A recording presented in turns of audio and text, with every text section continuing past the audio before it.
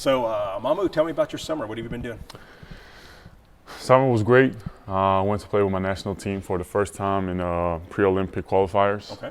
That was a really big deal for us. Very motivated. We didn't get the result we wanted, but I feel like that's something I want to do it again, which will be very hard because you got to advance to top 16 in the World Cup. Sure. First, you got to qualify for a World Cup. So, hopefully I'm gonna get a chance, and the Georgian people gonna have a chance to go through that again.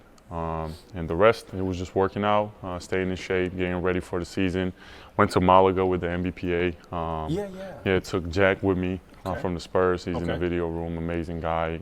Had me go through the workouts. We had an amazing time, and then flew to Georgia with Ryan. So he helped me out there, kind of showed him Georgian culture, Georgian people, gym with no AC. And it was just a great experience overall, just being around my family, being around basketball. Spurs gave me a great opportunity to take guys with me back so I can have I would say Spurs workouts where I can know what we are going through it here. So, it was amazing, and, I was very excited to be back. What's it like for you to travel the world and do that and represent the NBA? It's great. First of all, just being in the NBA, being in a facility every day, that's already a blessing. Being in a Spurs facility, that's 2 times more blessing. So just it's a great thing. I feel like you have a lot of eyes on you. Yeah. So you try to make sure you're a great role model for the young guys, great role model for your guys back home in Georgia who are looking up to you, and just show that you're not only a basketball player, you're a great person, you're a great individual, and help as much people as you can. Are you like a rock star in Georgia? I would say similar. Yes. It's just love from Georgian people. It's different. It's such a small country, and when you go back home and you see your friends you grew up with, your classmates, and like it's crazy. Like when you play a game in Georgia and you look in the crowd, it's probably like 20% of the crowd. So it's just great. Always they show love. So I heard over the summer that you bought your brother a car. Oh yeah. Yeah, tell me about that. He's a very hardworking guy, and he's definitely my role model. I love him so much. Definitely stuck with me through the hardest times of my life, gave me the best advice. And, he was driving 2007 Toyota Corolla with like 250,000 miles on it. Okay. So it was kind of old car. Never asked me to buy him nothing. He's very conservative himself, tries to save money, and he was saving for a new car, and I knew it. So, just being in this position is a blessing. So, why not? He's my brother. He helps me through everything in life, and just to surprise him and be in that position was a blessing. So, it was great. And what does your brother do? So my brother is a teacher at Newark Academy, and also he's doing his master's at Harvard right now. Okay. Yeah, Very smart cool. guy. Yeah. Soccer coach also. So and plays a semi-pro soccer. So he's just is all around the place. Very very great person. And he's your older brother, right? Yes, my older brother. Okay. So did you? Because your birthday is May 23rd. 23rd. Yeah. Did you buy him his car on your birthday, or is that just when you posted the video? No, I bought him a car on my birthday, which is as I said, like I try to spend my birthday with the people I love, and he's in Jersey, and then I knew it would be a long summer, so probably we would not be together, or we might have been in Georgia together. So I think it was a great time to just do it. So, I called my financial advisor, went through everything, just made sure everything is good. And, he was like, yeah, you got a green light. That's your brother. You love him. And I promise you, like, if I could do it all over again, I would. Like, I don't regret anything. Like, God, just family is everything to me. So it was a great moment. So what were his emotions when he came out and you were there and you had the car? I mean, it gave me the feels watching the video, seriously. Thank you. It was great. So I told him, hey, I'm about to come to New Jersey today, because he didn't want to come to the city. I was staying in the city. Okay. It's like, no, don't come. I'm tired. Like, I really want to stay at home. It's like, okay.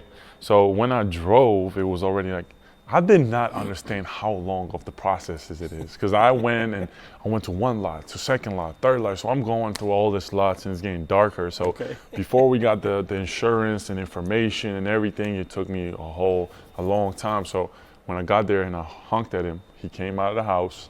He lives in an apartment complex, and he thought I had a rented car. And he was like, "Oh man, like I told you."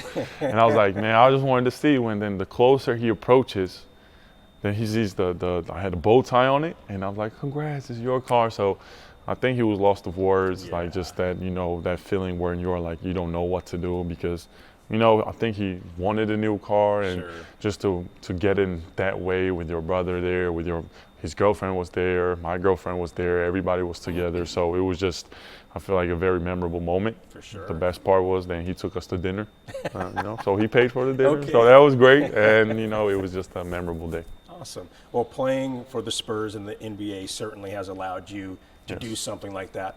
How blessed do you feel? Because I know there was a point this summer when you didn't know if you were going to come back with the Spurs. Man, how blessed are you to be back with the San Antonio Spurs? I'm very blessed. Like, this is the organization I grew up watching. Like, every European kid, if you ask them about the NBA, they know LeBron James and they know San Antonio Spurs because of the system they play. Sure. Of course, they know Kobe and Michael Jordan, but I'm just saying, like, in my case, like, Spurs was the team you kind of looked at, and then you went to your coach and he was like, we're gonna try to like emulate the Spurs way of playing, which is 0.5 decision making, pass, extra pass, drive, kick, just not stagnant basketball where you just stay and go one-on-one, and it was just something I admired a lot. And just Coach Bob believing in me at the end of the season, and the fans like just giving me a chance to be who I am. Mm-hmm. The guys letting me come and be a part of this team, it's just an amazing feeling. Like a lot of times being a late second round pick, you bounce around a lot of teams. You really don't find that place where you appreciate being. So it's a great part of my journey, and I'm blessed to be here. When Pop called you his favorite player towards the end of last season, did that make it feel like, hey, there is a good chance I can come back?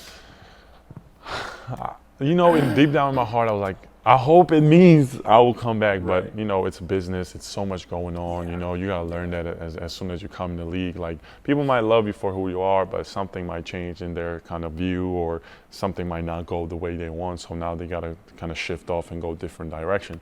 So you got to be open on everything, At the end of the day, you pray every night. You kind of, pray that you're going to be in the best situation possible, and God's going to put you in the best situation possible. So you just have faith in it, and then I was just hoping it would be here, and I'm super happy it worked out. So towards the end of last season, you got a lot more playing time because of other injuries and whatnot. Talk about how you finished out the season, but in particular, the bond that you formed with Wemby on the court in those final games.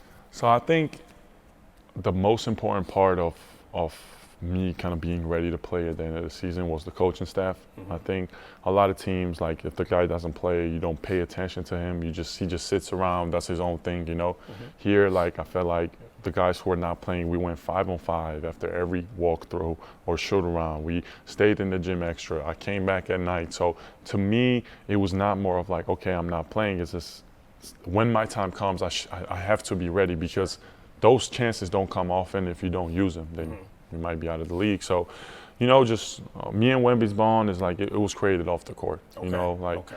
We like board games. We like stuff. Like, we are both competitive, top golf, this, that. So, I feel like it's just the European thing. We just kind of, I think the bond was created for me a lot stronger when he came to Georgian restaurant with me in New York. And it was like few of us. It was some front office guys, some people who work in the Spurs, and some strength coaches. And it was me, Wemby, as a players, and like diving into my culture and talking about him, about my culture, about my food, and he loved the food. So I was like, okay, like, I'm happy that it happened. I'm happy you don't have stomach issues, because I would be in trouble. But it was great just overall having him there. All right. Hey, how great is it with the additions of Chris Paul and Harrison Barnes to this team?